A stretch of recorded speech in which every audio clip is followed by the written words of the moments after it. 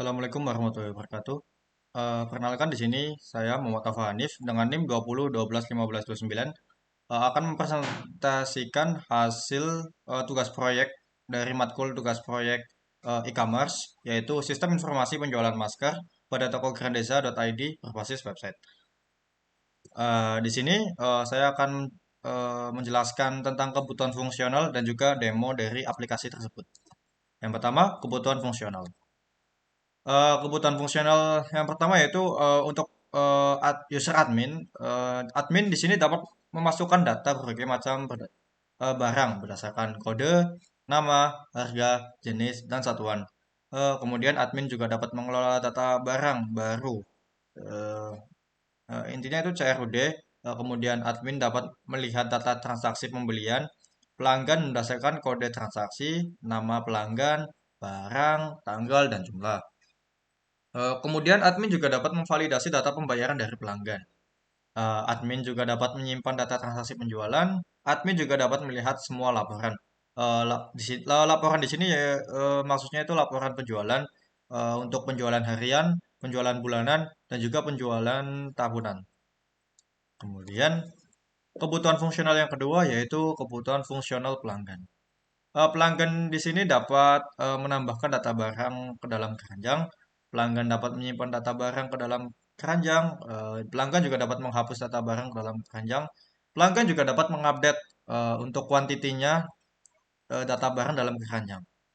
Kemudian pelanggan dapat menyimpan data transaksi pembelian. Pelanggan juga dapat melihat transaksi pembelian berdasarkan kode transaksi, barang, tanggal, dan jumlah. Pelanggan dapat menambahkan data identitas penerima seperti nama, alamat, nomor telepon, dan juga pelanggan dapat melakukan konfirmasi pembayaran. Selanjutnya, kita akan melakukan demo. Demo yang pertama yaitu CRUD untuk bagian admin. Di sini saya akan mendemokan CRUD di bagian tabel produk. Kemudian, demo yang kedua yaitu demo fitur utama atau fitur transaksinya. Di sini akan kita mulai demo untuk bagian CRUD. Di sini sudah saya sediakan tabel data produk.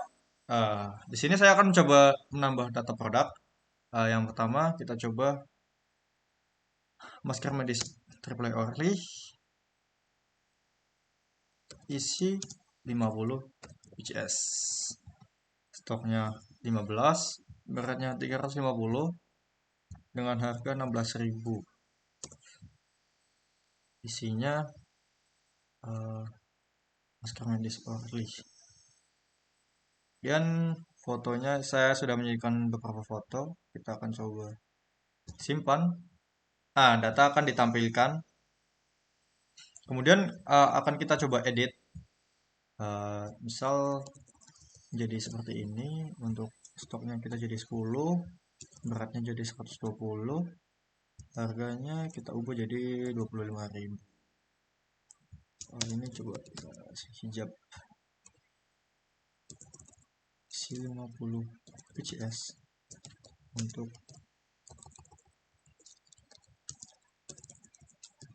hijab. Fotonya coba kita ubah ke yang ini. Kita simpan. Dan data juga berhasil diedit. Kemudian kita coba hapus data tersebut. Maka akan keluar toast. Sini apakah admin akan diberitahu apakah benar-benar ingin menghapus atau tidak. Jika ingin menghapus maka klik hapus dan data pun akan hilang. Di sini saya akan langsung menjelaskan bagian CRUD-nya.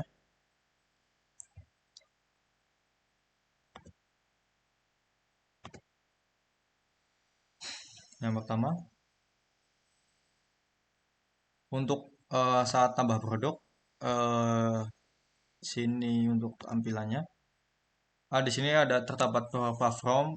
Yang actionnya nanti akan mengarahkan ke produk save, di mana produk save itu di sini membutuhkan beberapa validasi. Kemudian setelah user menginputkan post, maksudnya setelah user mengeklik button simpan, maka datanya akan dimasukkan ke dalam beberapa variabel. Kemudian di sini ada untuk library file. Di sini akan ini ada percabangan. Di sini jika ada foto, maka dia akan mengupload fotonya. Kemudian foto tersebut akan disimpan di bagian gambar directory produk. Kemudian di sini ada memasukkan beberapa variabel di atas ke dalam array. Kemudian array tersebut nantinya akan eh, dipanggil di bagian nilai 75. Ini untuk menginsertkan data produk tersebut. Kemudian kita kembali untuk halaman awalnya, indeksnya. Di sini menampilkan data produk. Ini tuh mengambil dari bagian sebentar. Ini untuk menambahkan data produk, untuk menampilkan bagian indeksnya. Sini, sini ada memanggil eh, data produk dengan di bagian apa model CRUD. Kemudian untuk bagian edit, jika admin telah mengeklik simpan di sini sebelumnya formnya masih memiliki validasi. Jika mengeklik simpan seperti biasa, beberapa data tersebut akan disimpan ke beberapa variabel.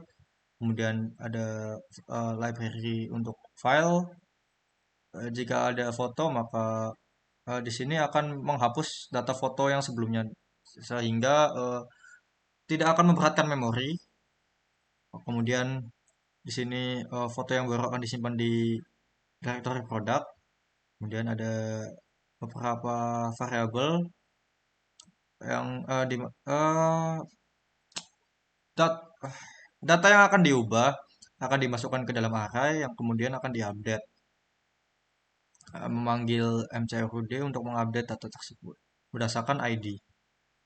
Dan untuk delete, ketika user mengklik delete, maka akan tampil toast berdasarkan dengan ID. Kemudian ketika akan mengklik hapus, maka di sini akan diarahkan ke produk delete berdasarkan ID, dengan parameter ID. Ini untuk controller function delete. Di sini akan memanggil mcrd delete untuk menghapus tabel produk berdasarkan ID. Jika berhasil, maka akan diarahkan ke halaman indeksnya. Kemudian saya akan menjelaskan bagian transaksi utama. Untuk bagian transaksi utama, yang pertama yaitu login. Sini login. Jika user belum memiliki akun, maka dapat membuat akun register. Contohnya di sini Hanif dengan password Hanif. Tidak, passwordnya 12345. Sini dapat memasukkan profil juga. Semisal profil saya ini, kemudian klik register. Oh, karena saya sudah pernah menginputkan username Hanif, maka tidak bisa. Kita lanjut saja ke bagian login. Untuk bagian login, sini saya akan mencoba masukkan username-nya Yuju, passwordnya Yuju 123. Oke. Nah, di sini ada tampilan utamanya. Untuk melakukan transaksi, pertama user harus ngeklik enggak. Pertama memilih produk apa yang akan dibeli. Contoh, saya akan membeli KF94 Muson 4 Play. Kita tambahkan kuantitinya karena saya ingin membeli 2, maka add to cart. Produk telah ditambahkan di dalam keranjang. Jika ingin membeli produk yang lain, maka bisa kembali ke halaman dan memilih produk yang lain. Semisal di sini saya akan membeli Paskar KN95. Kuantitinya 1 saja. Nah, maka produk ditambahkan. Eh, dari sini saya akan mencoba menjelaskan dari yang bagian login terlebih dahulu. Di sini login terdapat pertama formnya itu actionnya akan ke akun member bagian login. Kemudian di sini formnya ini dikasih set value. Jadi semisal passwordnya salah, maka user tidak perlu mengetik username-nya kembali. Kemudian di sini ada bagian password. Jika sudah mengklik login, maka akan diarahkan ke controller bagian akun member login. Member login. Sini login. Jika yang pertama sistem akan melakukan mengecek terlebih dahulu apakah username dan passwordnya ada atau tidak. Jika ada, maka dicek lagi apakah sudah sesuai atau belum. Jika sudah sesuai, maka akan melakukan membuat session. Di sini sessionnya ada username, ID, status, foto, dan nama pelanggan. Kemudian akan mengeset sessionnya dan meredirect ke bagian halaman utama. Kemudian setelah login akan ke halaman utama, user akan membeli. Pertama akan mengeklik detail produk terlebih dahulu. Kita coba bagian detail produk. Detail produk di sini eh, user dapat menginputkan quantity. Kemudian jika sudah mengeklik to chart, maka akan diarahkan ke belanja bagian add. Controller belanja function add. Sini function add. Untuk function add sendiri di sini akan menyimpan session.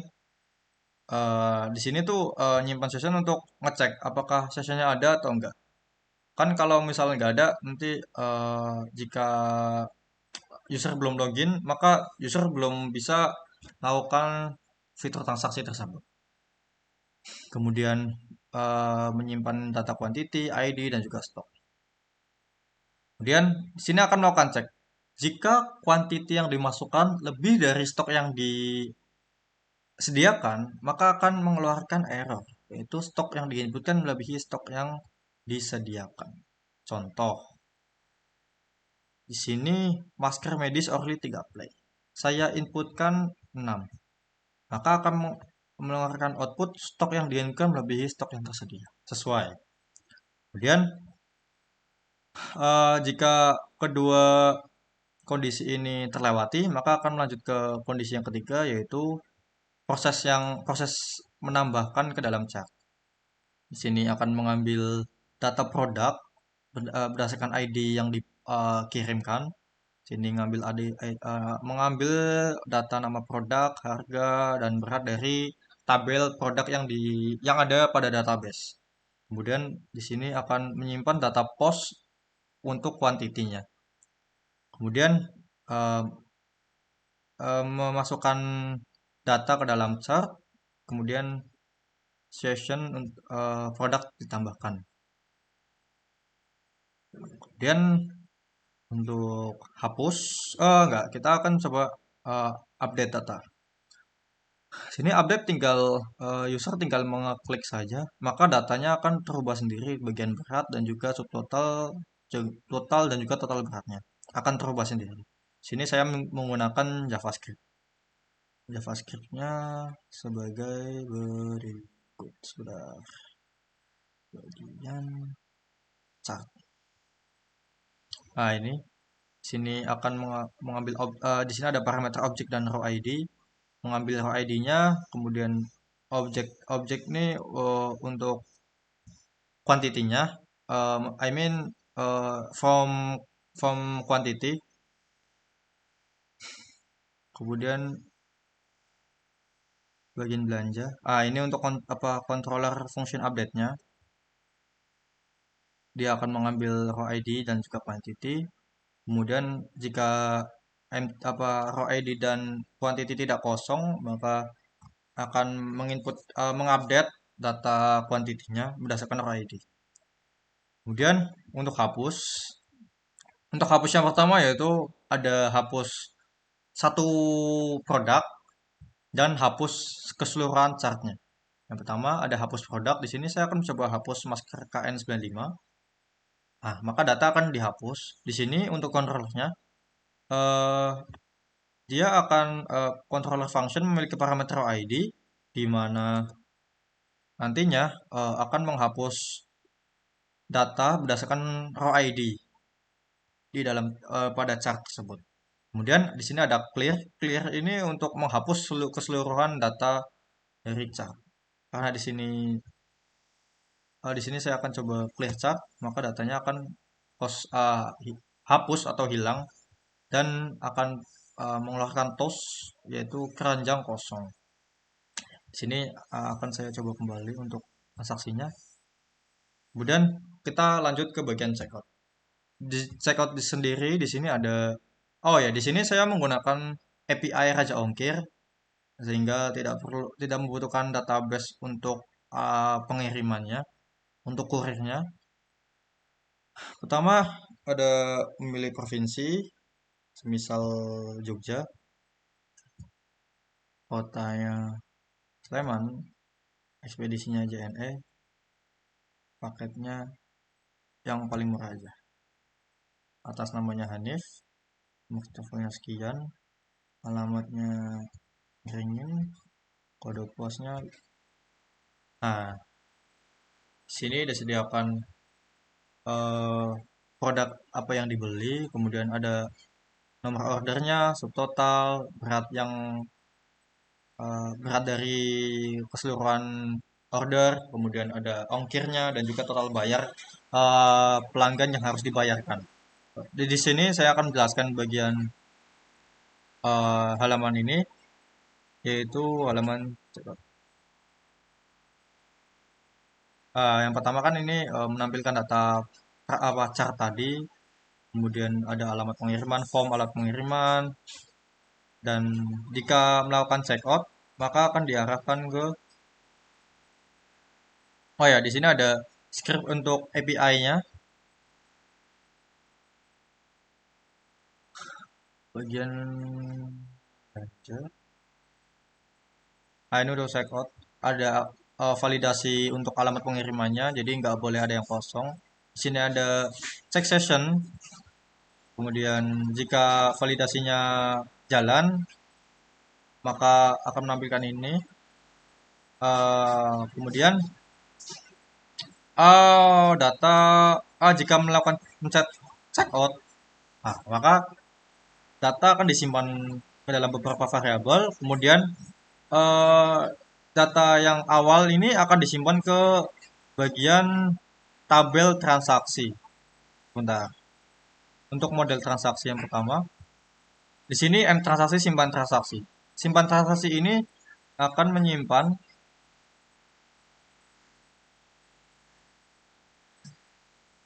sebentar, simpan transaksi.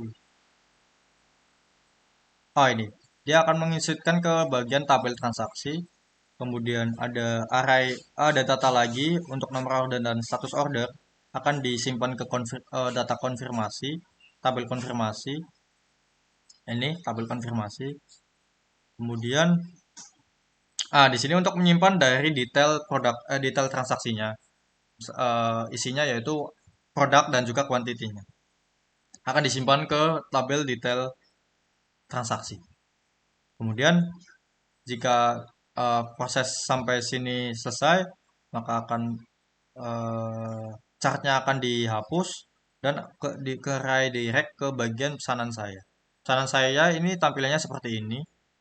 Kemudian ada bagian admin, setelah melakukan pesanan belum keluar apa-apa kecuali jika user sudah melakukan pembayaran. Semisal saya akan melakukan pembayaran, sini ada form untuk mengupload bukti.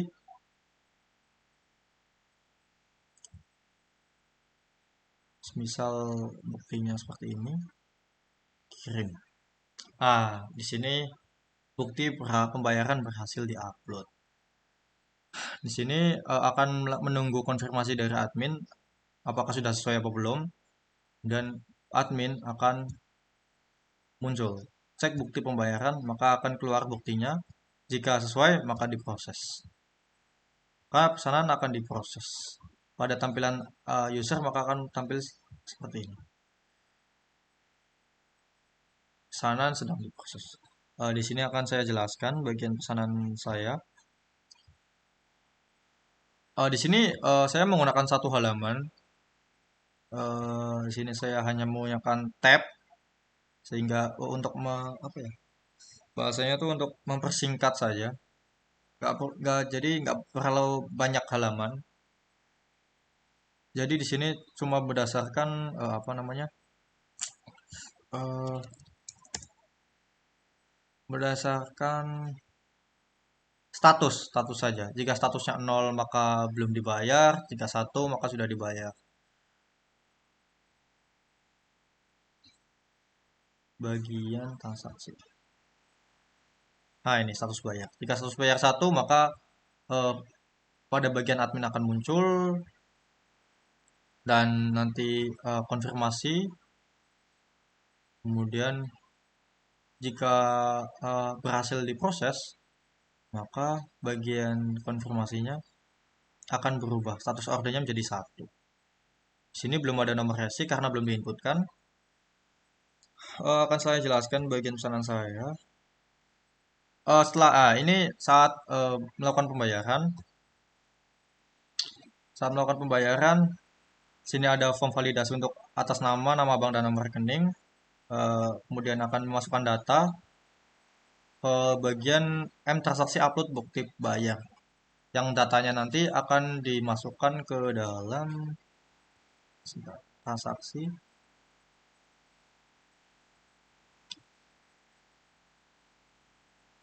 Ke dalam upload bukti bayar. Upload bukti bayar ini akan masuk ke tabel konfirmasi.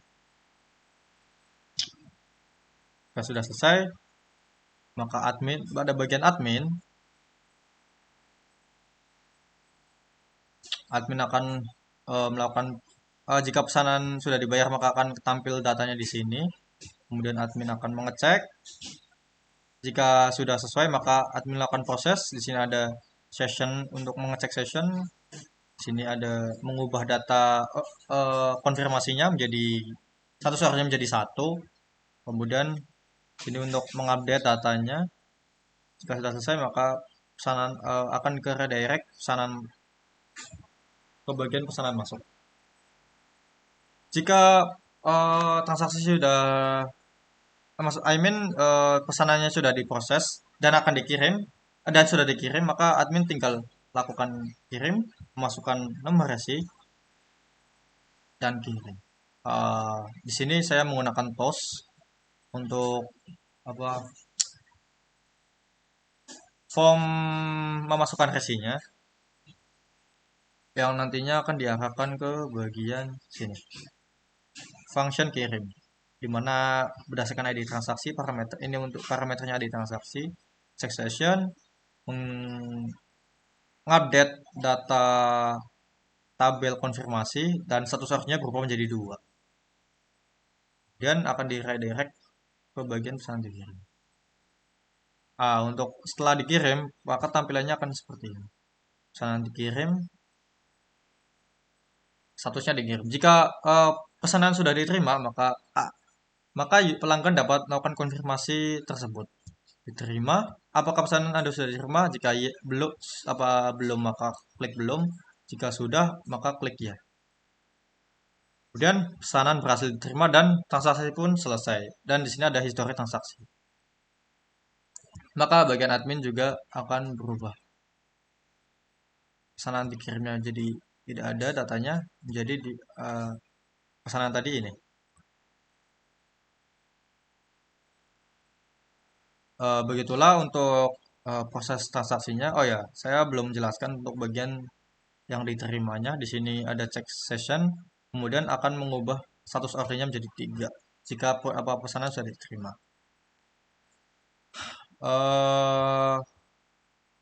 Sekian yang dapat saya presentasikan untuk demo produknya. Kemudian saya akan menjelaskan untuk laporannya. Di sini laporan terdapat eh, tiga laporan untuk harian, bulanan, dan tahunan. Jika ingin mengecek laporan harian, maka tinggal sesuaikan saja tanggal, bulan, dan tahun. Jika ingin laporan bulanan, tinggal sesuaikan bulan dan tahunnya. Jika tahunan, tinggal sesuaikan tahunnya saja.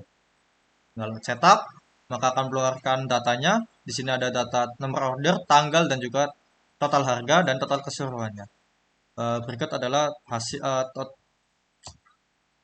total dari keseluruhan transaksi pada tahun 2023. Kemudian jika ingin melakukan eh, ingin mengeprint laporan tersebut, tinggal klik print. Di sini bisa disimpan menjadi PDF. Begitulah demo yang dapat saya sampaikan. Eh, Kurang lebihnya mohon maaf.